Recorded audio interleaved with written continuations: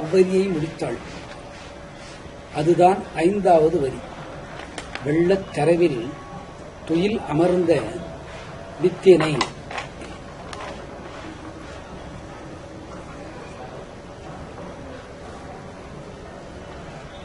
இவனை பார்க்கடலில் அடக்க முடியாது, பாம்பனையில் அடக்க முடியாது.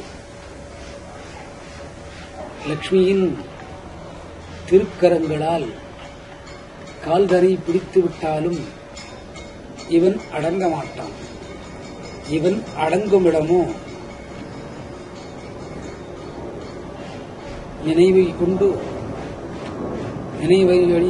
நினைவின் வழியே மனதை நிறுத்தி மனதினை அறிவோடு சேர்த்து அறிவும் மனதும் ஒன்று சேர்ந்து பேசிக்கொண்டு புத்தியில் உள்ளுரைத்தால் இருதயத்தில் மனம் நிற்கும்.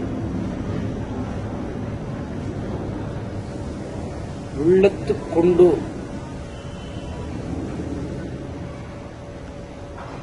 இருதயத்தில் வாசம் செய்வதாக தரிசனம் செய்வது.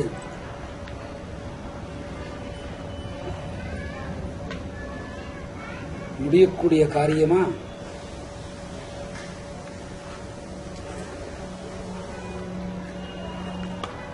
முனிவர்களால் முடியும்.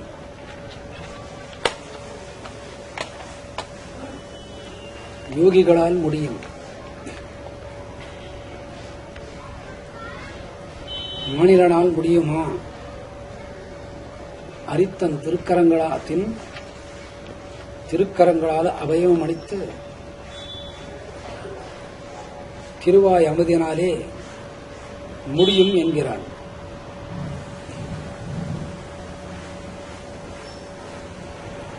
அரி என்று பெயர் சொல்ல இது எளிமையாக முடிந்துவிடும் என்கிறாள். ஆண்டாள் லட்சுமியின் அவதாரமாக இருந்ததனால் இதுபோன்ற வரிகளை அவளால் எழுதிட முடிந்தது. 63 நாயன்மார்களுக்கு எட்டாத புத்தி, 12 ஆழ்வார்களுக்கு பிடிக்காத பித்து,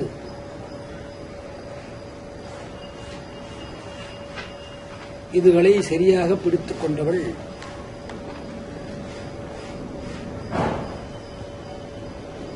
ஆண்டாள் ஒருவளே.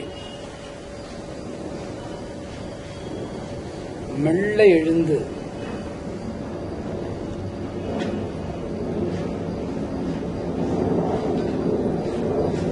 மெதுவாக எழுந்து இரவு திரையில்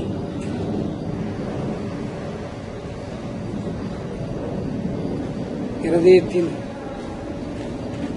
வேலையும் இரத்த ஓட்டமும் இரத்தழுத்தமும் சீராகும்.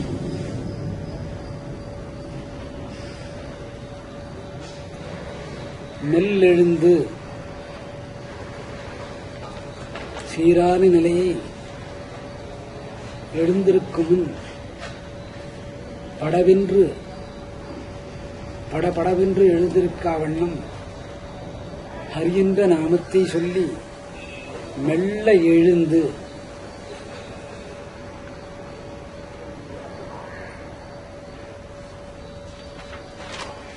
தமிழ் எழுத்தில் வரக்கூடிய முதல்நிலை எழுத்து ஆ, தொடர்ந்து ரி, அரி, அரி.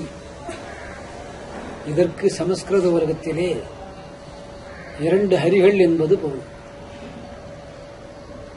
தமிழில் ஆ, ரி. அறிந்து கொள்ளுதல் ஒரு நபரின் பெயர். சமஸ்கிருத உலகத்திலே இதற்கு ஹரி, ஹரி என்று பொருள். மெல்ல எழுந்து இதய துடிப்புகள் சரியாக இருக்கக்கூடிய உடலிலே இறைவனை அறிந்து கொண்டு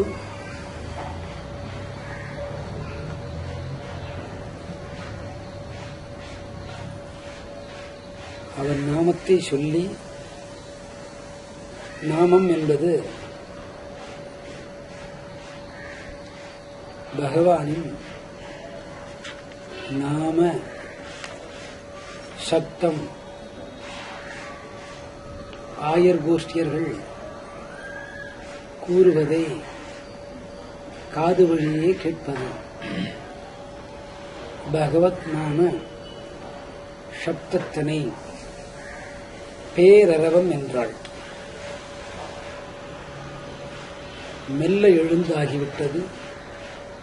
இதய துடிப்பு சராசரியாக உள்ளது. அங்கு இரத்த அழுத்தம் இல்லை. தூக்கத்தில் நிறைவு. ஹரி என்ற சப்தத்தை கேட்டோம். அது ஹரி ஹரி என்று ஆனது. பகவன் நாம சப்தமாக மாறியது. உள்ளம் நிறைந்த நெஞ்சில் உள்புகுத்திக் கொள்ளுவது.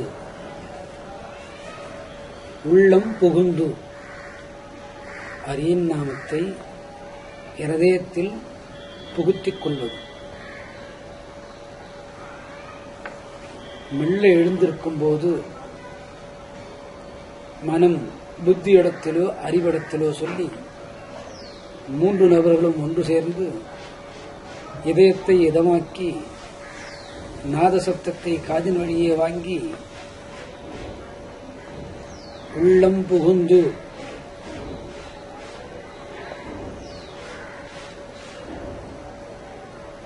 உள்ளம் புகுந்து என்பதன் பொருள் மேற் சொன்ன வழிகளில்தான் நெஞ்சினில் நிறையும். நெஞ்சில் நிறைய உடலும் குளிர்ச்சியாகும். குளிந்தேலோ ரம்பாவாய். உள்ளம் புகுந்து குளிந்தேலோ ரம்பாவாய். ஹரிநாமத்தின் மகிமையை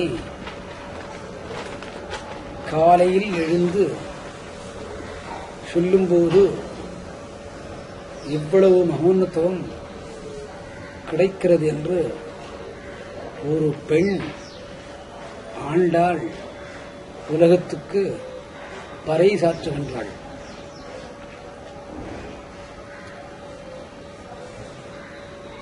இதற்கு பட்சியை தலைவனாக வைத்தாள். சங்கனை தலைவனாக வைத்தாள். பாம்பனையை தலைவனாக வைத்தாள். மெல்ல எழுந்திருக்கும் பெண்களை தலைவியாக பாவித்தாள். உப்பு நிறைந்த கடலை பார்க்கடல் என்று பெயர் சூட்டினாள்.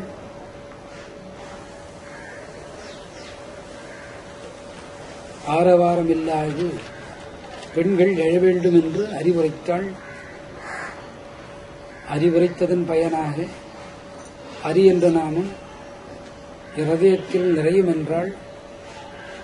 இதயத்தில் நிறையும் போது உள்ளும் குளிரும் என்றாள். உள்ளம் புகுந்து குளிந்தேலோ ரம்பாவாய் என்று இப்பாசுரத்தினை முடித்தாள். 6வது பாசுரத்திலே மார்கழி மாதம் 6ஆம் நாள், மற்ற நாள்கள் எப்படியோ 6ஆம் நாள் காலையில் பெண்கள் எழுந்திருப்பின்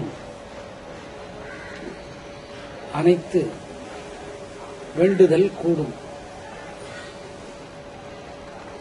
இரத்தழுத்த நோய் விலகும். மார்பக புற்றுநோய் ஓடும்.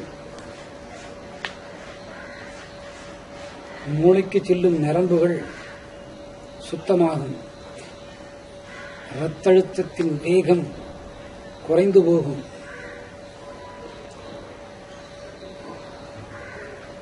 வெளியேற்றப்பட வேண்டிய அசுத்த ரத்தங்கள் உடலை விட்டு விலகும்.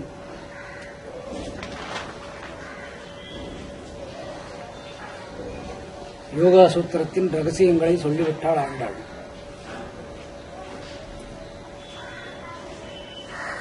கருவாய் சித்தமாகும். கருமுட்டைகள் பொரியும். 6ஆம் நாள் காலை எழுந்திருப்பதில் இத்துணை பலன்கள் உண்டு. உடலில் இருக்கக்கூடிய சோர்வுகள் விட்டு விலகி ஓடும்.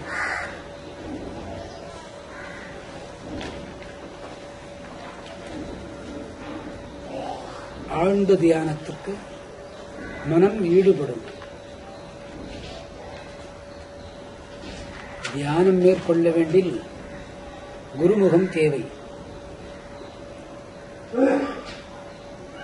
அலாதியாக உரைக்கின்றால் இங்கு குரு தேவையில்லை என்று. எழுந்திருந்தால் நடக்கக்கூடிய விஷயங்கள் 6வது நாள் பாசுரத்திலே வைத்து விட்டாள்.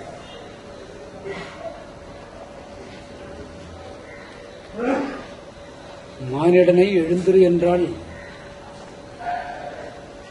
சங்கோஜப்படுவான்.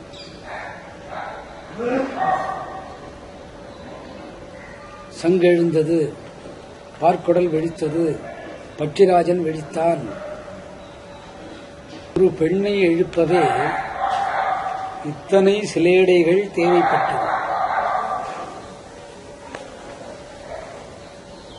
ஒரு பெண் அதிகாலை எழுவதால் இத்துணை பலன்கள். என்ன தமிழின் பாசுரம் மகத்துவத்தை பாருங்கள். திருவாண்டாளின் அழகு இதுதான். ஆண்டாளுக்கு அலாதியான அழகு இவ்வளவுதான். ஆண்டாளால் மட்டுமே முடியும். பெண்ணினத்துக்கே பெருமை சேர்த்து கொடுத்து விட்டாள். அரியின் கால்வழி வந்தவள் அல்லவோ.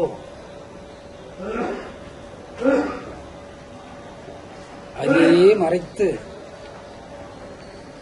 பெண் நிறுத்தி இவ்வளவு நாடகம் ஆடுகின்றாள். பெண்ணின் பெருமை 6வது பாசுரத்திலே சேர்க்கப்பட்டுள்ளது.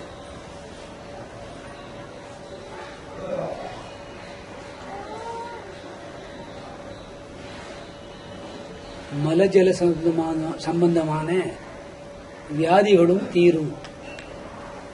வினா பிறக்கும். அதிகாலை எழுவதாலே இந்த சிக்கல் வருகிறது.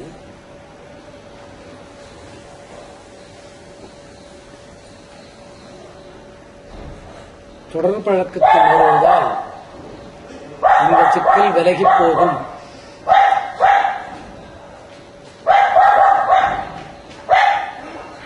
அரியே தூங்கவில்லை என்றால் லட்சுமியான ஆண்டாள் தூங்குவாளோ?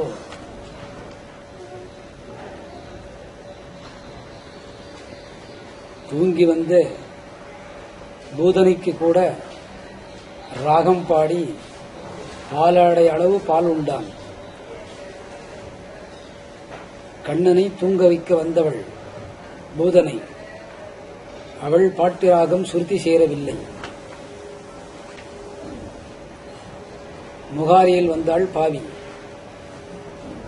கண்ணனோ ராக மாளிகை பாடி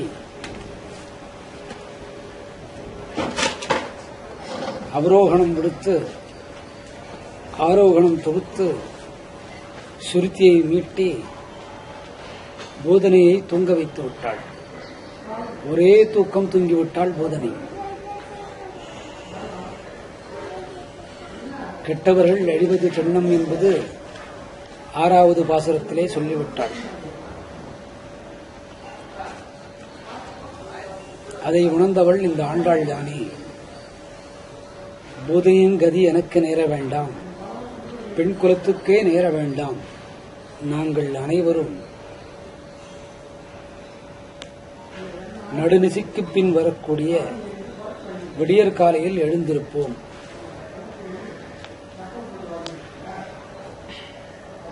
எழுந்திருக்காத நிலையில் இருக்கக்கூடிய பெண்களை எழுப்புவது தேவ கைங்கரிய காரியம். மற்ற பக்தைகளை எழுப்புவதே தேவ கைங்கரிய காரியம் என்பதை ஆண்டாள் லட்சுமி சொல்கிறாள். ஒவ்வொரு இல்லத்திற்கும் போய் தானே எழுப்புவதாக ஐதீகம். பெருமாள் தூங்குவதாக பாவனை. லட்சுமியும் தூங்கவில்லை, எம்பெருமானும் தூங்கவில்லை. தூங்கினது மனித ஜீவன்களே, தூங்காதது இறைவன் ஆத்மஸ்வரூபம். இதுதான் உள்ளம் புகுந்து குளிந்தேலூர் அம்பாவாய் என்று இந்த 6வது பாசுரத்தை முடிக்கிறாள். மேலும் மலரட்டும் 7வது பாசுரம். 7வது பாசுரம்.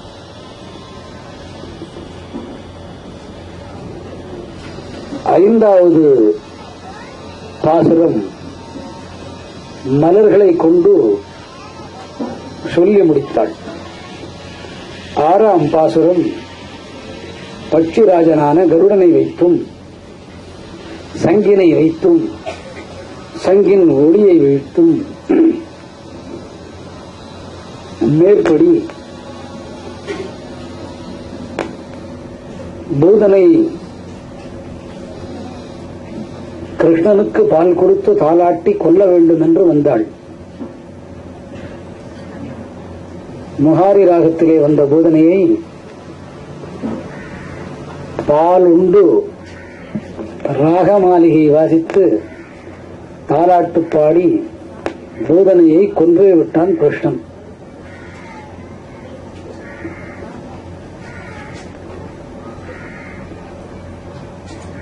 இவைகளை முன்வைத்து பெண்கள் காலையில் 6ஆம் நாள், அதாவது மார்கழியில் எழுமின் ஓராண்டு பலன் கிடைக்கும் என்றனர். ஓராண்டு பலன் கிடைக்கும் என்றார். மார்கழி இதனில் 6ஆம் நாள் உதயத்தில் ஒரு நாள் ஒரு பெண் எழுந்து தொழுகை செய்தால், இங்கு தொழுகை கூட முக்கியம் என்று, 6ஆம் நாள் எழுந்தால் மறு மார்கழி திங்கள் 6ஆம் நாள் வரும் வரை அனைத்து விசேஷங்களும் கிரகமின் வீட்டுக்குள்ளே நடக்கும் என்று சொல்லி ரொம்ப குளிர்ந்தேலூர் அம்பாவாய் என்று முடித்தாள். சரி, 7வது பாசுரத்திற்கு போவோம். கீசு கீசென்றும்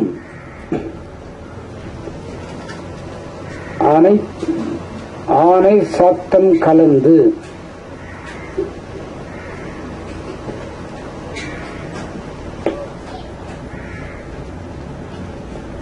கீசு கீசென்றும்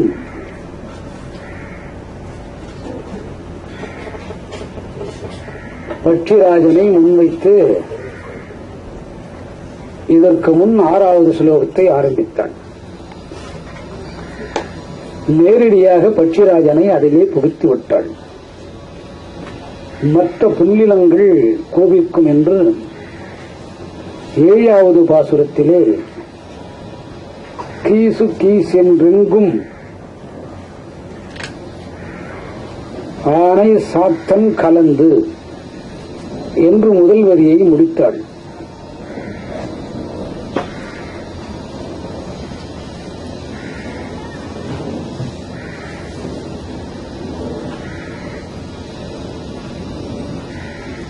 ஏழாம் நாள் தெளிந்த ஆயர்களுக்கு தோழியர்கள் அனைவரும் குளித்து நீராடி மகிழ்ந்து ஒருவரை ஒருவர் பார்த்து பேசிக்கொண்டு அரங்கனை துயிலெழுப்ப சென்றனர். அரங்கன் தூங்குவதில்லை, அவன் படுத்திருக்கும் பாம்பனையும் தூங்குவதில்லை. பாம்பனையை தாங்கிக் கொண்டிருக்கிற பார்க்கடலும் தூங்குவதில்லை.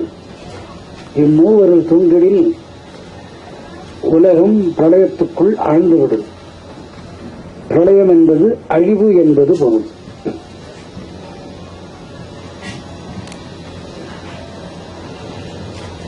அரங்கனை எழுப்பச் சென்ற பெண்கள் ஒருவரை ஒருவர் பார்த்து பேசிக்கொண்டு சென்றனர். இந்த கலந்து உரையாடலின் சத்தம் வார்த்தைகளாக வெளிவரவில்லை. அது தொனி என்கிற ஓசை சத்தமாக வெளிவந்தது.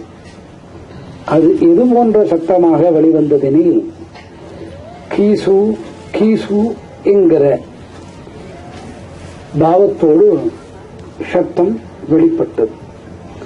இதற்கு முன் பாசுரத்திலே முதல் வரியிலே பட்சிராஜனை ஆண்டாள் குறித்திருக்கிறாள். இங்கே மெல்லிய வயல் காட்டில் இருக்கக்கூடிய குருவிகளையும் உள் சேர்க்கிறாள். பட்சிகளிலே தலை சிறந்தது கருடன்தான். பகவத்கீதையில் கூட கண்ணன் பட்சிகளிலே சிறந்த கருடன் நான் என்றான்.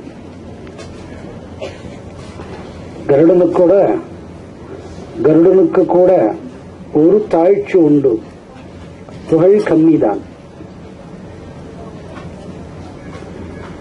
குருவி இனங்களை இங்கே சேர்த்திருக்கிறாள். ஏனென்றால் குருவிக்கு ஒரு மகத்துவம் உண்டு. ஆண் பறவையும் பெண் பறவையும் சேர்ந்தே வாழ்ந்து கானம் பாடி திரியும் வழக்கம் உண்டு. அவைகள் அதிக நேரம் தூங்காது.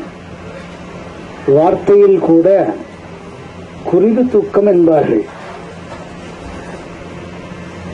பெண்களை பார்த்து ஆண்டாள் மறைமுகமாக சொல்கிறாள், 6ஆம் நாள் படுக்கை அறை விட்டு எழுந்திருக்க தவறியவர்கள் 7வது பாசுரத்தினால் தூக்கத்தை குறைத்து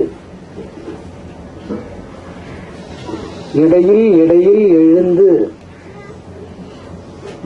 ஹரி ஹரி என்ற பெயர் அரங்கநாதன் சொல்வதாக பாவித்து அந்த சொன்ன சொல் நம் காதிலே கேட்போமானால் குருவிகளுக்கு வரும் தூக்கம் போல் வரும். அதுபோல் வருமேயானால் காலையில் எழுந்திருக்கும் பிரச்சனை வராது. ஆகையினால் கீ சு கீ சென்றுங்கும்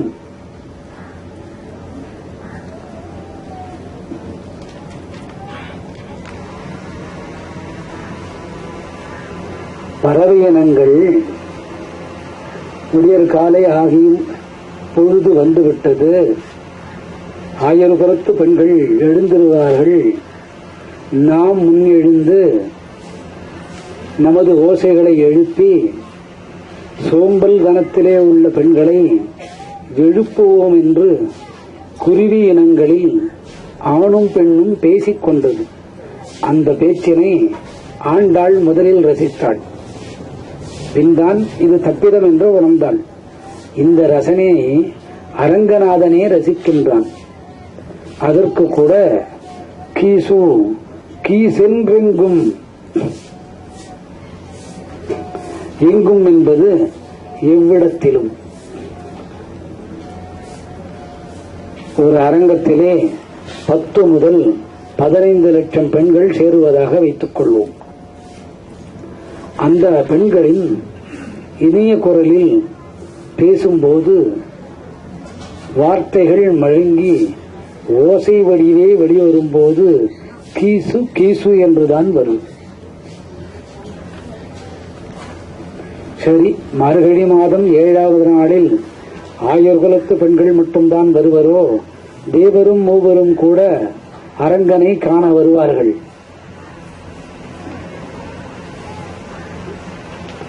தேவர் மூவர் வருவது கூட இருக்கட்டும், அவர்கள் தேவியும் வரலாம்.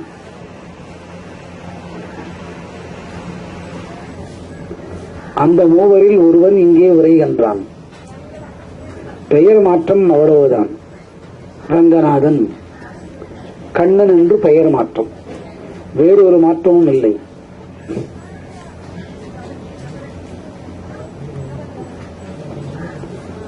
தேவர்கள் மட்டும் வருவார்களா? மேலுலகத்து கன்னியர்கள் கூட வரலாம். அவர்களுக்கு ஸ்திரீக்கள் என்பது பெயர். அவர்கள் உலக நடையுள்ள பாஷைகளை பேசுவதில்லை. ஆங்கிலமோ தெலுங்கோ பிரெஞ்சு பாஷையோ இதுகளை பேசுவதில்லை. தேவ பாஷைகள் பேசிக்கொள்வார்கள். அந்த தேவ பாஷை சமஸ்கிருதமாகும். சமஸ்கிருதம் இஷ் ஷா ரஷ் இது போன்ற நிலைகளில் சொற்கள் வரும். இந்த தேவ கன்னிகைகள் பேசினது சிறு குருவிகள் பேசினது போல் இருந்ததாம். இதை அரங்கன் கேட்பது போல் இருந்தது.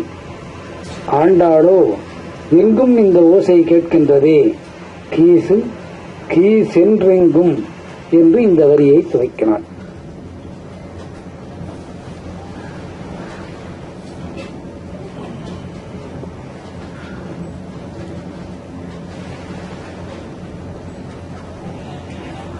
கோயில் திருவடாகத்தில் மட்டும் இது கேட்கவில்லை.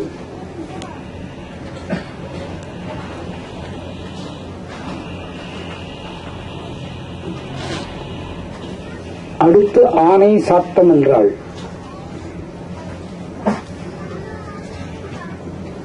குருவிகள் என்பது பொருள்.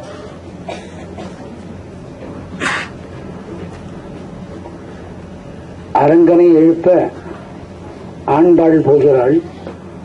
ஆண்டாளின் நடக்கும் ஓசையில் கால் சதங்கையில் மயங்கிவிட்டான் அரங்கநாதன். அதை கண்டு மனசு வெம்பி ஆயர் குலத்து பெண்களும் அங்கு சென்று அவனை எழுப்ப முற்பட்டனர். இதற்கு முன் இவர்களை எழுப்பும் வேளையில் ஈடுபட்டது இந்த வயலங் குருவிகள். நம் ஓசை கூட ஆண்டாள் கேட்டிருப்பாள் போல் இருக்கிறதே, அதனால்தானோ கீசுகேசென்றெங்கும் என்று சொல்லி ஆனை சாத்தன். ஆனை சாத்தன் என்பது வயலின் குருவிகள் என்பது பெயர். ஒரு பக்தனின் நிறைவு பக்தியை வரவழைக்க குருவிகள் கூட தேவைப்படுகின்றது. அவைகளும் ஒன்றோடு ஒன்று கூடி பேசிக் கொண்டதாம். நம் ஓசையினால் ஆயர்குலத்து ஆயர்பாடிகள் எழுந்தனர். ஆயர்பாடி ஆயர்குலத்து எழுந்து ஆண்டோளோடு உடன் கலந்து திருவரங்கத்துக்கு செல்ல வேண்டும் என்று நினைத்தார்கள். மற்றும் சிலர் தூங்கிய வண்ணம் புரண்டு புரண்டு எழுந்து படுத்து புரண்டனர். இவர்களையும் ஆண்டாள் எழுப்புவதாக இந்த குருவி இனங்கள் பேசிக் கொள்கின்றன. 6ஆம் நாள் பாசுரத்திலே அன்று நாள் இரவு தூக்கத்தை மனிதகுலத்துக்கே சிறப்பாக மகுடமாக விளங்கும் பெண்கள் குறைக்க வேண்டும் என்பது பொருள். முன்னாள் 6ஆவது நாள் பாசுரத்துப்படி எழுந்திருக்க வேண்டும் என்று சொல்கிறார். 6ஆம் நாள் பாசுரத்திலே எழாதுவிட்ட பெண்களை கிருஷ்ணன் ஹரிநாமத்தை ஓதுவதாக எண்ணினால் அந்த ஹரிநாமம் ஆயர்குலத்து அனைத்து பெண்களின் காதுகளில் ஒலிக்கும். ஒலிக்கும் போது தூக்கத்திலிருந்து ஆன்மா எழுப்பும், ஜீவன் எழுந்து கொள்ளும் என்பது பொருள். சிறு சிறு தூக்கம்தான் 7ஆம் நாள் தேவை என்பது பொருள்.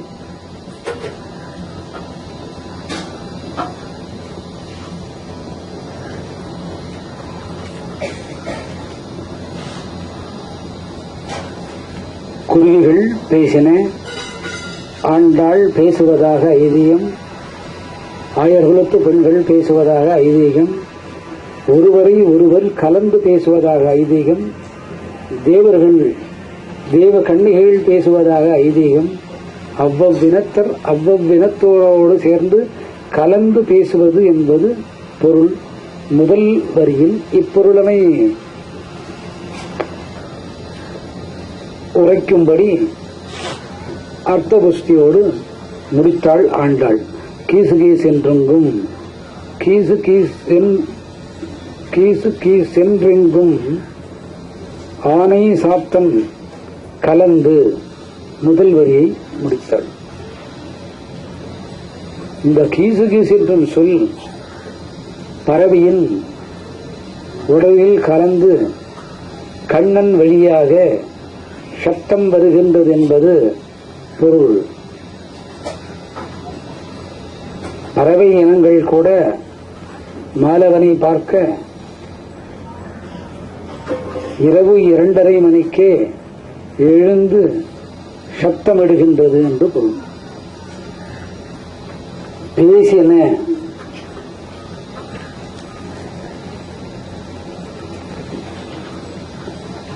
பேச்சரவம்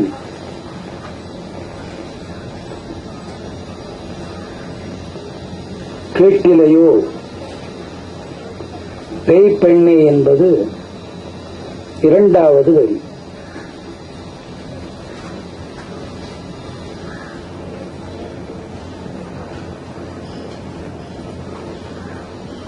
ஆயர் குலத்து பெண்கள் பேசுவதையே பெருமான் விரும்பினான். அரை தூக்கத்தோடு இருந்த பெண்கள் ஒருவரை ஒருவர் பார்த்து பேசிக் கொண்டனர். அவர்களுடைய அலங்காரத்தை பற்றி பேசினார்கள். கண்ணனுக்கு இந்த மலர் பிடிக்கும், கண்ணனுக்கு இவ்வோசை பிடிக்கும், கண்ணனுக்கு இந்த அலங்கார பொருட்கள் பிடிக்கும், அதுபோல் அலங்காரம் செய்து வந்தனையோ என்று ஒரு பெண் மற்றொரு பெண்ணை பார்த்து கேட்டாள்.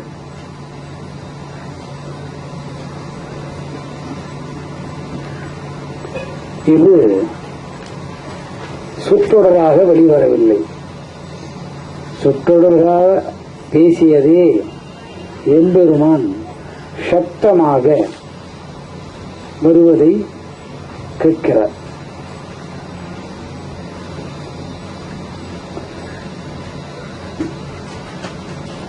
இதுபோது எம்பெருமான் கேட்பது அதிசயம் அல்லவே.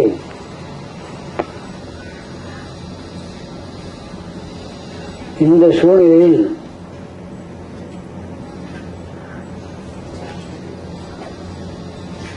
ஏழாவது பாசுரத்தில் மயங்கிய பெண்டீர் இந்த சத்தத்தை காதுகளில் கேட்கவில்லை. ஆகவே ஆண்டாள் அந்த பெண்களை பார்த்து கேட்பது போல் பேசின பேச்சரவும் கேட்டிலையோ, நீ அந்த சத்தத்தை கேட்கவில்லையா என்று ஒரு பெண் மற்றொரு பெண்ணை பார்த்து கேட்பது போல், ஆண்டாள் மற்றொரு பெண்களை பார்த்து கேட்பது போல், மற்ற பெண்கள் ஆண்டாளை பார்த்து கேட்பது போல், கேட்டதா இல்லையா என்பது இங்கு பொருள் கொள்ளக்கூடாது. கேட்டிருக்க வேண்டும், கேட்டே ஆக வேண்டும். கேட்டிருந்தது. ஆண்டாளுக்கு கேட்டது, ஆயர்குலத்து பெண்டிருக்கு கேட்டது, தேவ கன்னிகைக்கு கேட்டது, தேவர்கள் வாசி கூட தோத்து போனது, அனைத்தும் ஜெயந்தான். ஆனால் இவ்வரியிலே பேய்ப்பெண்ணே என்று முடிக்கிறாள். பேசின பேச்சரவம் கேட்டிலையோ பேய்ப்பெண்ணே, பேய் போல் அறிவில்லாத பெண்ணே என்பது பொருள்.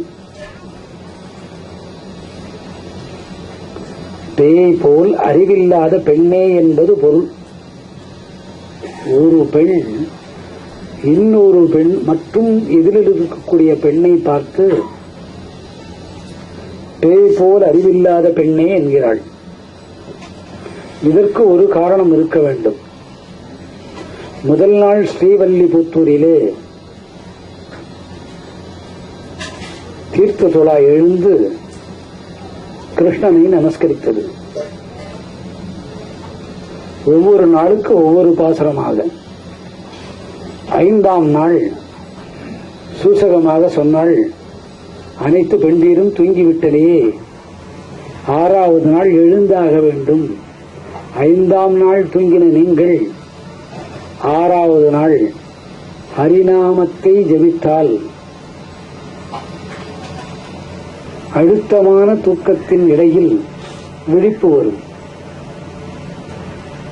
மீண்டும் தூக்கம் வரும். தூங்கி விழிப்பு என்கிற நிலை வரும். இந்த நிலை இரவு 8 மணியிலிருந்து 2 மணி வரை துவக்கமாகும்.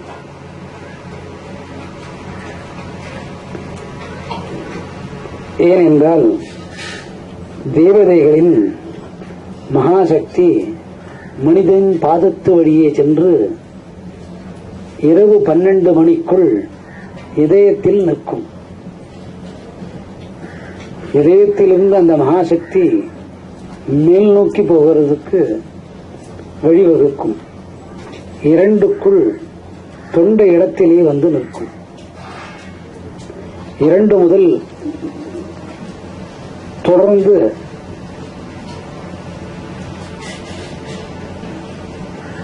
சரசில் சஞ்சாரமாகும். சரசில் சஞ்சாரம் ஆகக்கூடிய காலம் 2:30 முதல் 6 மணி வரை. அதிலும் உச்சித காலம் 4 முதல் 6 மணி வரை.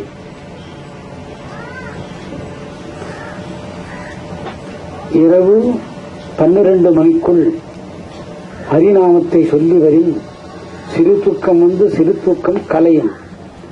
2 மணிக்கு மேல் முழுவதுமாக முழிப்பு ஏற்படும்.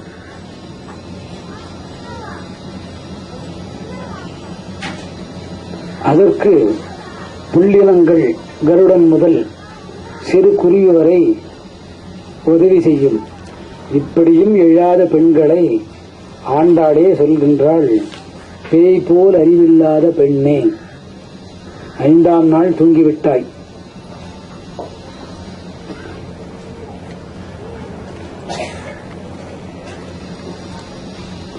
ஆறாவது நாள் எழுந்தே ஆக வேண்டும் என்பது பொருள்.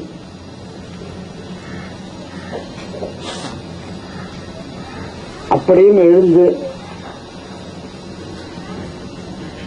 சோம்பல் தனம் அடைந்த பெண்களை பார்த்து 7வது பாசுரத்திலே பேய்ப்பெண்ணே என்று சித்தரிக்கிறாள்.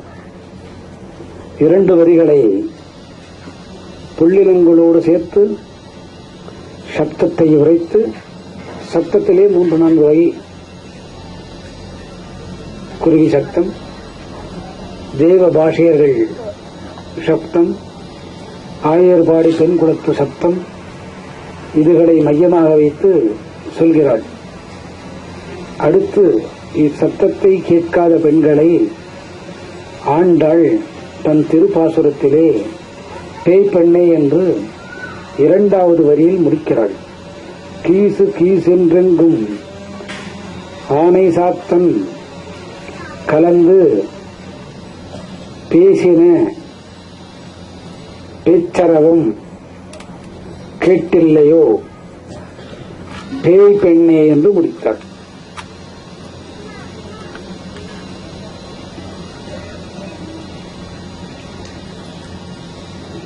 ஆண்டாள் அழகானவள்.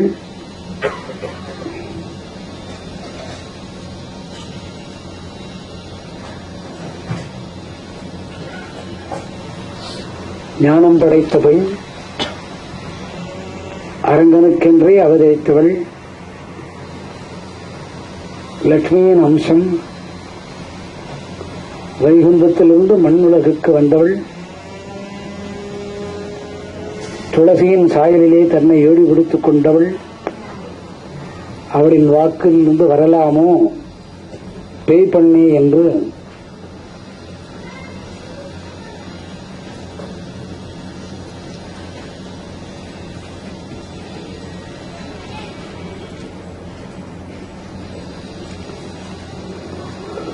அடுத்த வரிதனிலே காசும் பிறப்பும் கல கலப்ப கைப்போர்த்து கைப்பேர்த்து எழுதியிருக்கான்.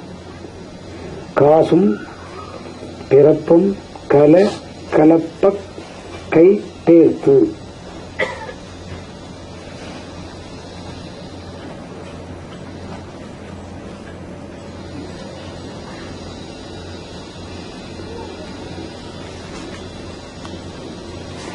மூன்றாவது வரியில் காசும் பிறப்பும் கல கலப்ப கைதீர்த்து. இதற்கு முன்வரியில் ஆயர்குலத்து பெண்களை, 7ஆம் நாள் எழாத பெண்களை பேய் போல் அறிவில்லாத பெண்களே என்றாள்.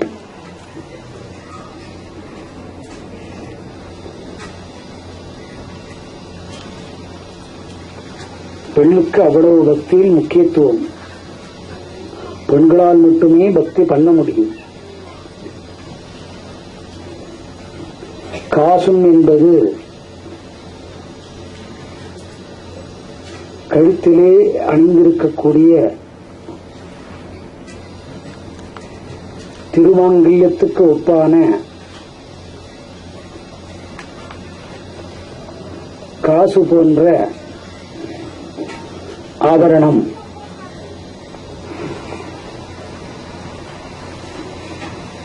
காசி மாலை என்று சொல்லவில்லையோ, அந்த சத்தம் கூட கேட்கவில்லையோ,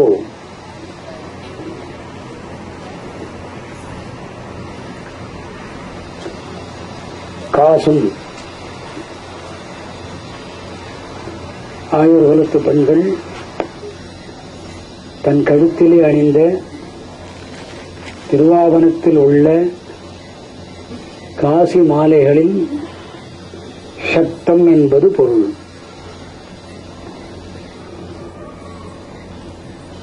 பிறப்பும் என்பது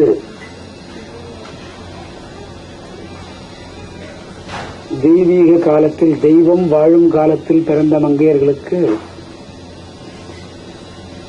கழுத்து சதை, கழுத்துக்கு பின் சதை, முதுகு பின் சதை, முன் சதை, இதுகளிலே அழகு அமைந்து அந்த ஆபரணத்தின் சத்தத்தனை ஒதுக்கிவிடும். இந்த சத்தம் வெளிவருவதை பிறப்பு என்று ஆண்டாள் குறிப்பிடுகிறார். பிறப்பு இம் பொருள். சரி, கழுத்திலே அணிந்த திருவாபரணத்தால் சத்தம் வரவில்லைதான், கை வளை குலுங்கி சத்தம் வருமே. புள்ளினங்கள் சத்தம் கேட்டதில்லை, ஆயர்பாடி மங்கையர் சத்தம் கேட்டதில்லை, ஹரிநாம சங்கீர்த்தன சத்தம் கேட்டதில்லை, தேவ கன்னிகையின் சத்தம் கேட்டதில்லை, சமஸ்கிருத பாஷையின் ஓசையை கேட்டதில்லை. எழுந்திராத திருமங்கையர் அணிந்திருந்த காசுமாலை சத்தம் கேட்டதில்லை. ஆனால் கை வளையல் குலுங்க சத்தம் வந்திருக்குமே.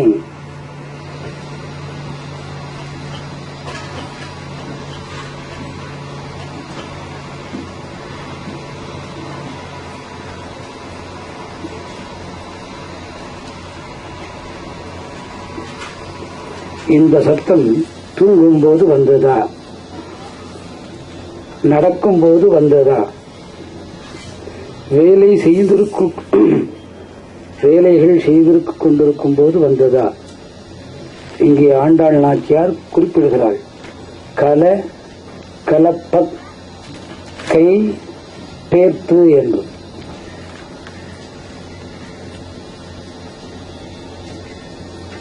இந்த ஓசை முன்னாலே வந்தது என்பது பொருள். முன்னாள் மத்தினால்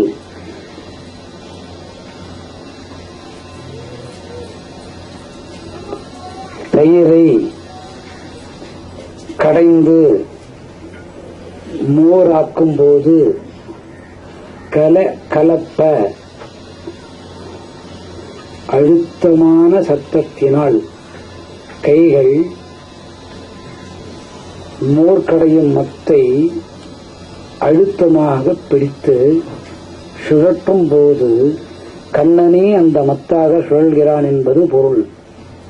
ஹரி என்ற பெயர் அப்பொழுது கேட்டிருக்க வேண்டும் என்று 6ஆம் நாள் பாசுரத்திலே அந்த பாவத்தோடு படுத்திருந்தால் 7ஆம் நாள் பாசுரத்திற்கு பெண்கள் எழுவதற்கு சிரமப்பட வேண்டியதில்லை.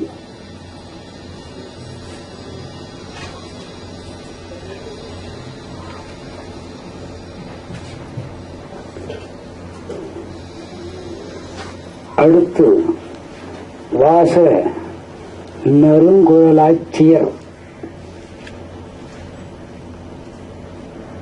வாச நறுங்குழலாட்சியர்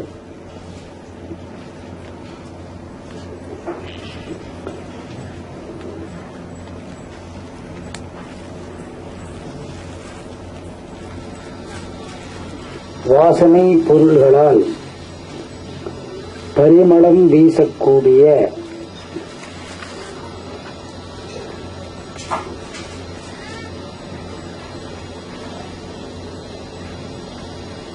ஆயர்குலத்து பெண்கள் மீது பரிமளம் வீசுமோ? பசு எருமை மாடு கப்பென்று வாசம், சாணம் கூட கப்பென்று வாசம், கோமியம் கூட கப்பென்று வாசம், தயிர் மக்கள் வாசம், பால் வாசம், மோர் புளிக்கும் வாசம், இதுகளுக்கிடையிலே இருக்கும் ஆயர்குலத்து பெண்களுக்கு வாசம் வருமோ?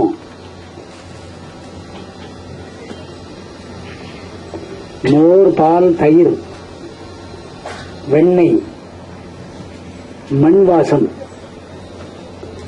மக்களான வாசம் வரும்.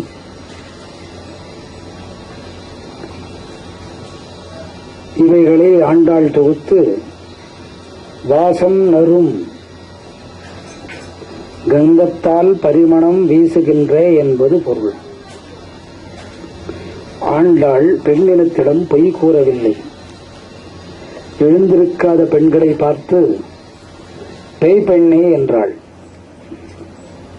பெண்ணினத்துக்கே ஒரு சாட்டையடி. அடுத்து பாரும், வாசம் நறும் உண்மைதான்.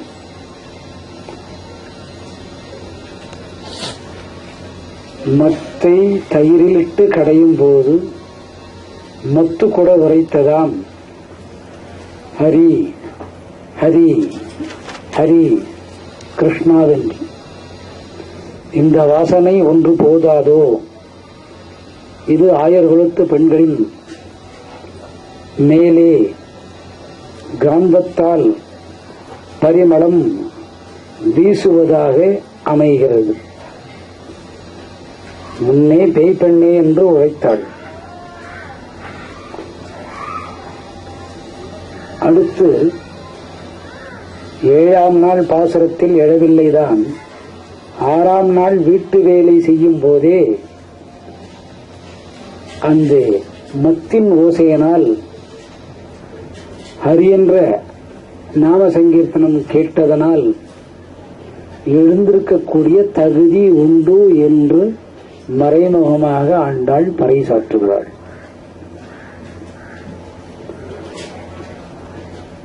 வாசம் நறும்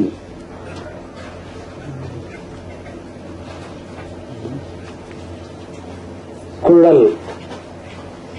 குடல் என்பது சிரசிலே இருக்கக்கூடிய முடியனை குறிக்கும். அந்த முடி ஆயர்கள் குலத்து பெண்களுக்கு சுருள் முடியாக இருந்ததாம். பெண்ணே என்று முதலில் திட்டுவிட்டாள். ஆண்டாள் கூட ஆயர்களுத்து பெண்களின் முடிக்கு இணையாக இல்லை என்று வர்ணிக்கின்றாள். ஆண்டாளின் பக்தியை காட்டிலும் ஆயர்குலத்து பெண்கள் பக்தியே மேலானது. ஆயர்குலத்து பக்தியை ஆண்டாள் எங்கனம் உணர்ந்தாள். ஆயர்குலத்திலே இருக்கக்கூடிய குடல் எனும் சிரசு முடியின் வழியாக உணர்ந்தாள். அது சுழன்று கொண்டிருப்பதற்கு காரணம் என்ன? அவர்கள் சுழற்றியதை யார்? மத்தான கிருஷ்ணனை. மேனியில் வாசம். இடைச்சிகள் இடையர்கள் மேனியில் வாசம் வராது. மாட்டுத் தொழுவத்திலே இருப்பவர்கள் ஆண்டாளை விட புத்திசாலிகள். இந்த ஆண்டாள் தான் லட்சுமி. லட்சுமிக்கு புத்தி குறைந்திருந்ததோ என்னவோ, கண்ணன் அங்கு வந்து பிறந்தான். கண்ணன் பிறந்த போராமையினால் ஆண்டாளும் வந்துவிட்டாள். பாடம் கண்ணன் எங்கு நடத்துகிறான் பாரும். ஆயர் குலத்து பெண்களை வைத்து ஆண்டாளுக்கு பாடம் நடத்துகிறார். ஆண்டாளே தனக்கு தெரியாமல் வாச நறுங்குழல் லாச்சியர். ஆட்சியர் என்பது இடை பெண்கள், இடைச்சிக்கள். எந்த உலகமானாலும் பக்திக்கு பெண்களே சிறந்தவர்களாக ஆண்டாள் தனக்கே தெரியாமல் வாசனரும் குழலாட்சியர். இவர்களுக்கு இறைவனே மத்தானான். யார் மத்தானது? இறைவன். அந்த புல்லாங்குழல் சூத்திரதாரி இவர்கள் கையிலே மத்தானான். அவனே ஆ ரி என்று சொன்னான். ஒருபுறம் இடுப்பு சுற்றி மறுபுறம் இடுப்பு சுற்றி வர கண்ணன் இடுப்பு. ஹரி ஹரியானது. அவன் சொன்னது ஆ ரி. தமிழ் முதலெழுத்து ஆ. அந்த சத்தத்தோடு அரி என்றான். மத்தை கடந்த இடைச்சிகளின் காதிலே கண்ணனின் இடுப்பழகு ஒருபுறம் திரும்பி மறுபுறம் திரும்ப அதிலிருந்து வந்த ஓசை அரி அரி என்று கேட்டது. யாரால் முடியும்? இடைச்சியர்களால் தான் முடியும். வாசல் நறும் குழலாச்சியர் மத்தினால் நேற்று செய்த வேலைகளின் இடையில் மத்தை சுழற்றியர்கள். ஆகவே 6ஆம் நாள் தூக்கத்தினால் உந்தப்பட்டீர்கள். இருந்தாலும் 7ஆம் நாள் எழுந்திருக்க வேண்டும் என்பதை ஆண்டாள் உளம் கலிந்து சொல்கிறாள்.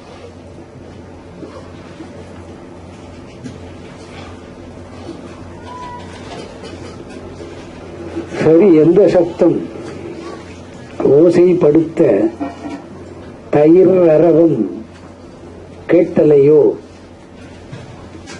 ஓசைப்படுத்த தயிரரவம் கேட்டலையோ? கேட்காதது போல் ஆண்டாள் பாவித்து பாடுகிறார்.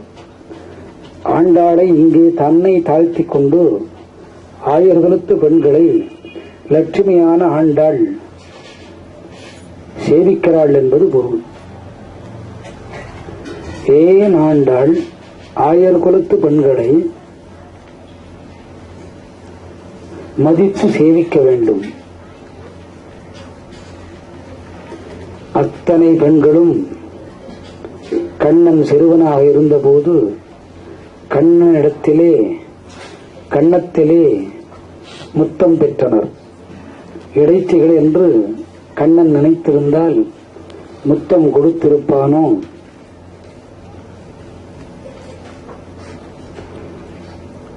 ஒரு கால் அவர்கள் கூட வேண்டியிருக்கலாம். எப்பொழுதும் எங்கும் உன்னை குழந்தை பாலகனாகவே பார்க்க வேண்டும் என்று. அதனால் என்னவோ குருவாயூரிலே குழந்தையாகவே மாறி இன்றும் தெய்வமாக இருக்கிறான்.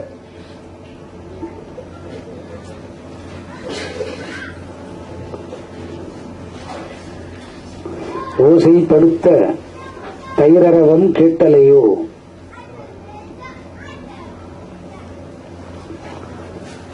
மற்றும் கண்ணனின் இடது இடுப்பும் வலது இடுப்பும்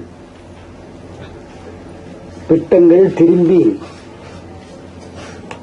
ஹரி ஹரி என்று முழங்கின. தயிர் கூட முடித்துக் கொண்டது.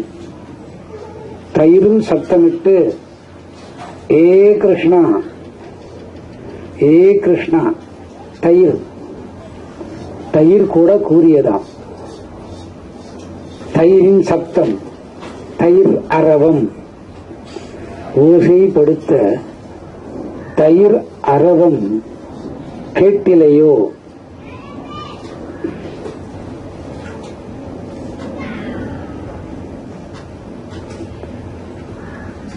கேட்டிலையோ என்பதன் பொருள் ஆண்டாளுக்கு ஒரு கால் கேட்டிருக்க முடியாது.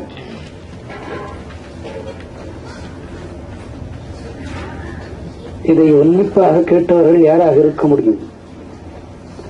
ஆயர்குலத்து பெண்கள். எப்பொழுதும் மத்திலே இறைவன். இறைவனே அரி அரி அரி என்றான்.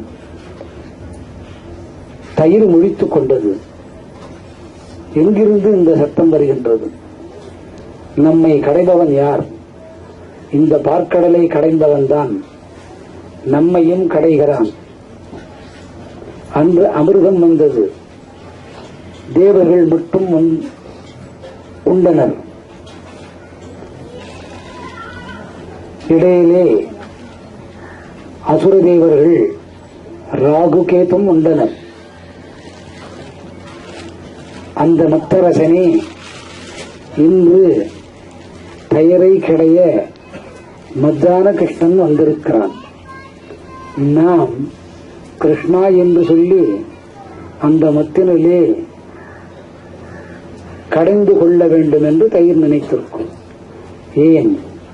ஞானம் என்ற வெண்ணையை சராசரி மக்களும் பகிர்ந்து கொள்ள வேண்டும் என்பது தயிரின் நோக்கம். இதிலே யார் உயர்ந்ததாக சொல்கிறாள்? ஆண்டாளை விட ஆயர்குலத்து இடைச்சிமார்கள் இடையர்கள்தான் உயர்ந்தவர்கள்.